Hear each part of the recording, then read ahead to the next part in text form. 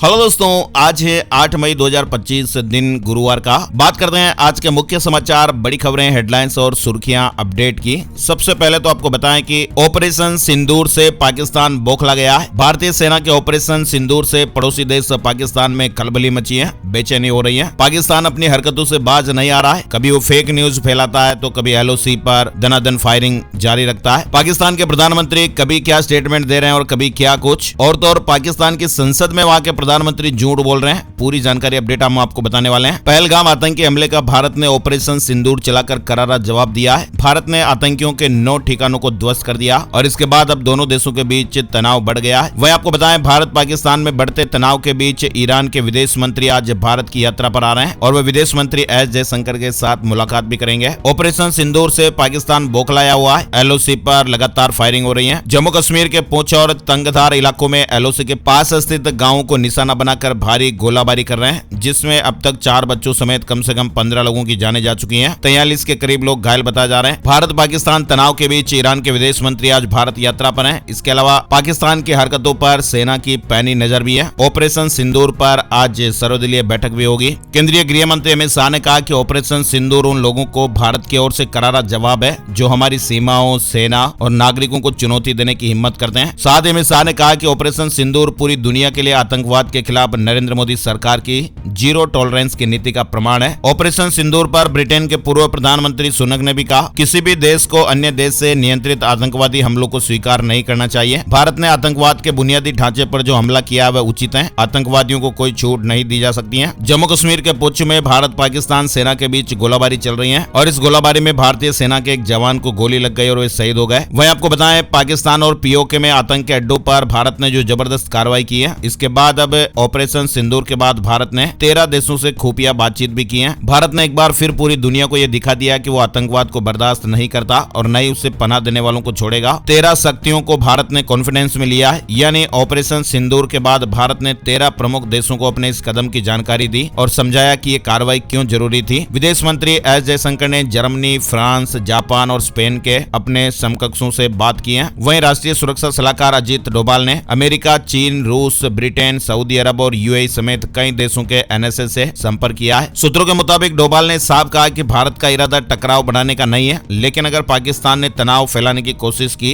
तो भारत भी पूरी ताकत से जवाब देगा। उन्होंने ये भी बताया कि भारत की जो ये कार्रवाई थी ऑपरेशन सिंदूर, ये पूरी तरह से नपी तुली, संतुलित और जिम्मेदाराना थी। ऑपरेशन सिंदूर में जैश लश्कर के मुख्यालय भी ध्वस्त हो गए, 9 आतंकी ठिकाने ध्वस्त किए गए और इस हमले में 100 से ज्यादा आतंकी ढेर हो गए। 25 मिनट के भीतर 9 ठिकाने सुहा कर दिए गए। आतंकी मसूद अजहर के परिवार के करीब 10 लोग इसमें मारे गए और 4 उनके कोई मिलने वाले भी बताए जा रहे हैं। फिलहाल आपको बताएं, पाकिस्तान के लिए भी खतरा टला नहीं है। शहबाज शरीफ अपनी जनता को संसद से मूर्ख बना रहे हैं और वो कह रहे हैं कि पाकिस्तान ने भारत को मुंह तोड़ जवाब दिया है। आपको बताएं, पाकिस्तान तो सोशल मीडिया पर एक ऐसा प्रोपेगेंडा वॉर चला रहा है जिसमें वो खुद को विजय बता रहा है। ऑपरेशन सिंदूर से पाकिस्तान बौखला गया और उसे ये मालूम ही नहीं चल रहा है कि क्या करना है। वहीं आप देखिए, रक्षा मंत्री राजनाथ सिंह का बयान भी सामने आया है। उन्होंने कहा कि हमने उन्हीं को मारा जिन्होंने मासूमों को मारा है। ऑपरेशन सिंदूर की पिक्चर अभी बाकी है। अमित शाह ने अर्धसैनिक बलों की छुट्टियां रद्द कर दी और हाई अलर्ट है। पाकिस्तान पर हमले के बाद अब भारतीय सेना पूरी तरह से एक्टिव है। ऑपरेशन सिंदूर के बाद सीमावर्ती राज्यों में हाई अलर्ट जारी किया गया है। अर्धसैनिक बलों की छुट्टियां भी रद्द कर दी गई है और उन्हें तुरंत काम पर लौटने के निर्देश दिए गए हैं। इसका मतलब ये साफ है कि भारत अब आगे भी पाकिस्तान पर सख्त कार्रवाई कर सकता है। पूर्व आर्मी चीफ मनोज मुकुंद नरवणे का भी बड़ा बयान सामने आया है। उन्होंने कहा कि पिक्चर अभी बाकी है। ऑपरेशन सिंदूर के तहत और भी कार्रवाई संभव है। एक चुटकी सिंदूर की कीमत याद रखेगा पाकिस्तान। भारत ने 100 किलोमीटर अंदर घुसकर बदला लिया है। पाकिस्तान के लिए भारतीय महिलाओं का सिंदूर का जो बदला है वो बहुत भारी पड़ा है। पाकिस्तान पर 24 मिसाइलें दागी गई हैं। PM मोदी ने ऑपरेशन सिंदूर के लिए तीनों सेनाओं की तारीफ की है। PM मोदी ने कहा कि ये नया भारत है, पूरा देश हमारी ओर देख रहा था और ये तो होना ही था। ऑपरेशन सिंदूर के बाद पाकिस्तान में रेड अलर्ट घोषित कर दिया गया है। वहां पर सभी घरेलू और अंतर्राष्ट्रीय उड़ानों के लिए हवाई क्षेत्र 24 से 36 घंटों के लिए बंद कर दिया गया है। ऑपरेशन सिंदूर के बाद पाकिस्तान के प्रधानमंत्री ने कहा कि बदला लेंगे। हमले के बाद पाकिस्तान बौखलाया, 16 भारतीय यूट्यूब चैनल पर बैन लगाया और 32 वेबसाइटों पर रोक लगाई है। और हालत क्या आप देखिए, पाकिस्तान में आतंकियों के जनाजे पर आंसू बहा रही पाकिस्तानी सेना। भारत के ऑपरेशन सिंदूर पर वर्ल्ड मीडिया ने भी काफी कुछ लिखा है। न्यूयॉर्क टाइम्स ने कहा कि 2 न्यूक्लियर पावर के बीच जंग का खतरा है और ये नहीं रुका तो फिर खतरनाक नतीजे होंगे। वाशिंगटन पोस्ट ने लिखा है कि भारत का पाक पर हमला, जंग की आशंकाएं बढ़ गई हैं। वही देखिए, पाकिस्तान का बड़ा झूठा दावा देखिए, भारत के 5 फाइटर जेट गिरा है। फर्जी वीडियो शेयर करने पर ग्लोबल टाइम्स को फटकार भी लगी है। वायरल एडवाइजरी फेक भी निकली। यानी भारत के एयर स्ट्राइक के बाद पाकिस्तान और चीन ने सोशल मीडिया पर झूठ फैलाना शुरू कर दिया। अब एक एक करके सभी झूठ पकड़े जा रहे हैं। सबसे पहले पाकिस्तानी मीडिया ने भारत के ब्रिगेड हेडक्वार्टर्स को ध्वस्त करने का दावा किया। इसके बाद भारत के 3 राफेल, 1 मिग और 1 सुखोई विमान मार गिराने की फर्जी खबर चलाई। ये दावा करते हुए पाकिस्तानी मीडिया ने सालों पुरानी फोटोज और वीडियो शेयर की है। वहीं चीनी मीडिया प्लेटफॉर्म ग्लोबल टाइम्स ने भी वायरल फर्जी वीडियो के लिए भारत के विमान गिराए जाने की खबर पब्लिश की थी और इस पर चीन में स्थित भारतीय दूतावास ने ग्लोबल टाइम्स को फटकार लगाई है। यानी पुराने वीडियो, पुरानी इमेज को लेकर अभी इस वर्तमान घटनाओं से जोड़कर उनको पाकिस्तान वायरल कर रहा है और कह रहा है कि हम फाइटर जेट गिरा रहे हैं। पाकिस्तान की तो हालत यह है कि वो खुद को ठगा सा महसूस कर रहा है। ऑपरेशन सिंदूर के दौरान पाकिस्तान का जो एयर डिफेंस है वो फेल हो गया। पाकिस्तान कई सालों से यह दावा करता है कि उसके पास HQ-9 है, जिसे रूस के S-300 जैसा बताया जाता है और ऐसा दावा था कि यह हवा में ही मिसाइल को इंटरसेप्ट कर लेता है। हालांकि जो सच्चाई है वो आप देख ही पा रहे हैं। पाकिस्तान में भारतीय जांबाजों ने 100 किलोमीटर अंदर जाकर मिशन को अंजाम दिया और इनके जो HQ-9 है वो 9 लटके ही रह गए और 9 जगहों पर आतंकी ठिकानों को निशाना बना दिया गया और 100 से ज्यादा आतंकी मर गए। तो इनका ये सिस्टम कुछ ऐसा है। इसके अलावा आपको बताएं, एयर स्ट्राइक के खिलाफ पाकिस्तान के सपोर्ट में आ रहे हैं चीन और तुर्की।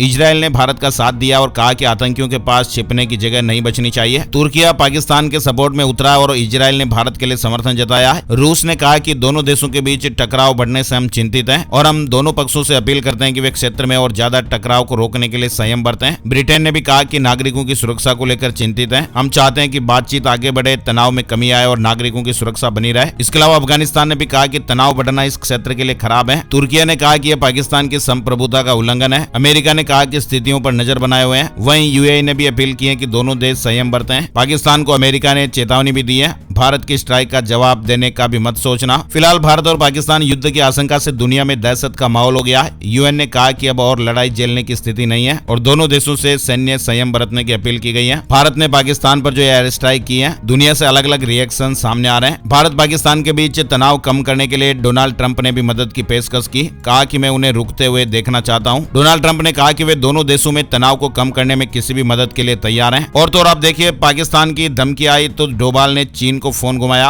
और कहा कि हिमाकत हुई तो फिर कड़ा जवाब मिलेगा। भारत के राष्ट्रीय सुरक्षा सलाहकार NSA अजीत डोभाल ने चीन के विदेश मंत्री वांग यी से फोन पर बातचीत की और इस दौरान उन्होंने 2 टूक कह दिया कि भारत पाकिस्तान से जंग नहीं चाहता है, लेकिन अगर पाकिस्तान ने कोई हिमाकत की तो उसका उसे करारा जवाब मिलेगा और उसके खिलाफ कड़ी कार्रवाई की जाएगी। भारत के ऑपरेशन सिंदूर के बाद पाकिस्तान का यह नया प्रोपेगेंडा वॉर भी शुरू हो गया है। फर्जी खबरें वायरल कर रहा है, तो आप भी अलर्ट रहें, सावधान रहें। खबरों में और आगे बढ़ेंगे, लेकिन इससे पहले आपको बताएं कि ग्लोबल फायर पावर इंडेक्स की एक रिपोर्ट के मुताबिक 145 देशों की लिस्ट में भारत की सैन्य ताकत आप देखिए। 145 देशों की जो लिस्ट है, इसमें अमेरिका, रूस और चीन के बाद भारत चौथे नंबर पर है, जबकि पाकिस्तान 12वें नंबर पर है। ग्लोबल फायर पावर इंडेक्स में 60 अलग अलग पैरामीटर्स पर देशों की ताकत को परखा जाता है। तो अमेरिका, रूस और चीन के बाद फिर भारत का नंबर आ रहा है। भारत के पास पाकिस्तान से 3 गुना ज्यादा जवान है। भारत के नौसेना बेड़े में 293 जहाज, पाकिस्तान के पास केवल 121 है। वहीं भारत के पास 2229 और पाकिस्तान के पास 1399 एयरक्राफ्ट है। यानी भारत के पास पाकिस्तान की तुलना में करीब 3 गुना ज्यादा बड़ा हथियारों का जखीरा है। जमीनी जंग में भारत मजबूत है, रात में लड़ाई करने के हथियार भी हैं और पाकिस्तान के मुकाबले इंडियन एयरफोर्स कहीं ज्यादा मजबूत है। और तो और न्यूक्लियर पावर में भी भारत आगे है, ज्यादा बेहतर मिसाइल्स अपने पास हैं। चलिए आगे बढ़ते हैं। बड़ी खबर देखिए, ऑपरेशन सिंदूर के बाद बिहार से पकड़ाए 4 चीनी नागरिक। जी हां,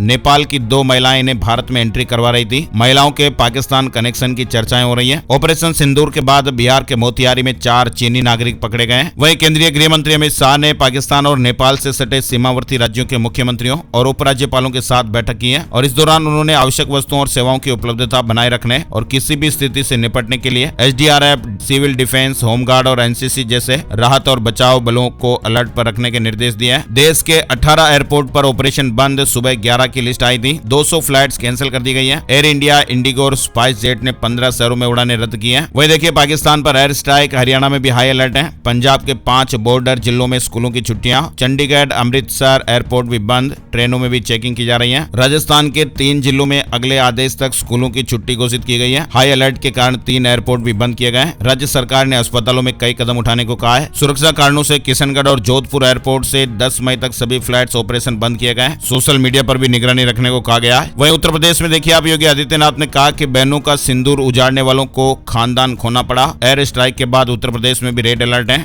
वहीं पाकिस्तान के आतंकी ठिकानों पर एयर स्ट्राइक के बाद बीजेपी और कांग्रेस नेताओं ने भी एक ही सुर में भारतीय सेना की तारीफ की है। वहीं आर्ट ऑफ लिविंग के संस्थापक और आध्यात्मिक गुरु श्री श्री रविशंकर ने भी ऑपरेशन सिंदूर कार्रवाई की प्रशंसा करते हुए कहा है, बातचीत से न समझने वालों को सबक सिखाना जरूरी है और प्रधानमंत्री मोदी के नेतृत्व में देश के फैसलों पर विश्वास व्यक्त किया है। वहीं बुधवार को बागेश्वर धाम के पीठाधीश्वर धीरेन्द्र कृष्ण शास्त्री ने भी भारतीय सेना और प्रधानमंत्री नरेंद्र मोदी को बधाई दी है। उन्होंने कहा कि पाकिस्तान के लिए यही सबक है, वो छेड़ेंगे तो हम छोड़ेंगे नहीं। धीरेन्द्र शास्त्री ने कहा कि अगर आप युद्ध की तैयारी करते हो तो यहाँ से महायुद्ध की तैयारी रहेगी।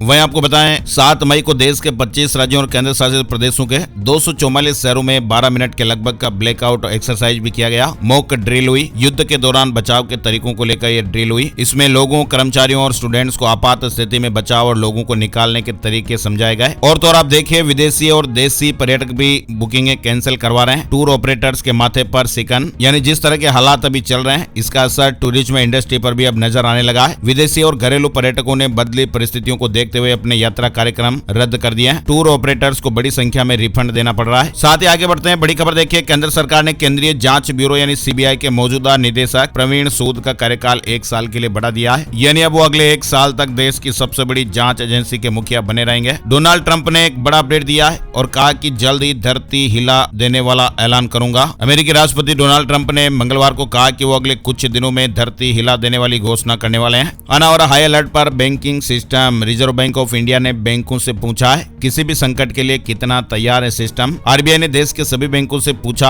अगर कोई बड़ा संकट आ जाए जैसे साइबर अटैक, नकदी संकट या नेटवर्क फेलियर आ जाए तो आप कितने तैयार हैं। वहीं आप देखिए, भारत के एयर स्ट्राइक के बाद पाकिस्तानी बाजार धड़ाम हो गया, टूट गया, ध्वस्त हो गया। पाकिस्तान और पीओके के भीतर देर रात की गई एयर स्ट्राइक का असर भारतीय शेयर बाजार पर नहीं दिखा। सेंसेक्स 106 अंक चढ़कर 80,747 के स्तर पर बंद हुआ। निफ्टी में 35 अंकों की तेजी रही और ये 24,414 के स्तर पर बंद हुआ। लेकिन 7 मई को पाकिस्तानी बाजार में बड़ी गिरावट रही। वहीं आपको बताएं, पेट्रोल और डीजल की कीमतें औंधे मुंह गिर सकती हैं। अगर रेटिंग एजेंसी इक्रा की एक रिपोर्ट को सच माना जाए तो हो सकता है कि आने वाले दिनों में पेट्रोल डीजल की कीमतों में बड़ी कटौती संभव है। पंजाब नेशनल बैंक का चौथी तिमाही में मुनाफा 52% बढ़ा है। 2.9 प्रति शेयर डिविडेंड देगा बैंक। एमआरएफ का चौथी तिमाही में मुनाफा 29% बढ़कर 512 करोड़ रुपए। डाबर इंडिया का चौथी तिमाही में मुनाफा 8% गिरा है। चलिए आगे बढ़ते हैं, बड़ी खबर, रोहित शर्मा ने टेस्ट से संन्यास लिया। इंग्लैंड दौरे पर कप्तानी से हटाए जाने की अटकलें थी। फिलहाल वनडे खेलना जारी रखेंगे। रोहित शर्मा ने टेस्ट क्रिकेट से संन्यास ले लिया है। उन्होंने अपने इंस्टाग्राम अकाउंट पर स्टोरी शेयर कर रिटायरमेंट की जानकारी दी। T20 से पहले ही संन्यास ले चुके रोहित वनडे खेलना जारी रखेंगे। बैंक ऑफ महाराष्ट्र में 5 करोड़ की गोल्ड लूट हो गई। गन पॉइंट पर बदमाशों ने लॉकर खुलवाए, 15 लाख केस भी ले गए, फायरिंग भी की। ये खबर है बिहार समस्तीपुर से। समस्तीपुर में बुधवार को बैंक ऑफ महाराष्ट्र में 5 करोड़ के सोने की लूट हो गई है। साथ ही देखिए, पीएम मोदी ने कहा कि साल 2040 तक भारतीय एस्ट्रोनॉट चांद पर जाएगा। चंद्रयान 2 कामयाब मिशन रहा और जल्द ही भारतीय अंतरिक्ष यात्री स्पेस में होगा। मध्य प्रदेश से बड़ी खबर देखिए, मध्य प्रदेश में पटवारी होम टाउन में नहीं कर सकेंगे नौकरी। नई तबादला नीति जारी हो गई है। लोकायुक्त केस वालों का ट्रांसफर नहीं होगा।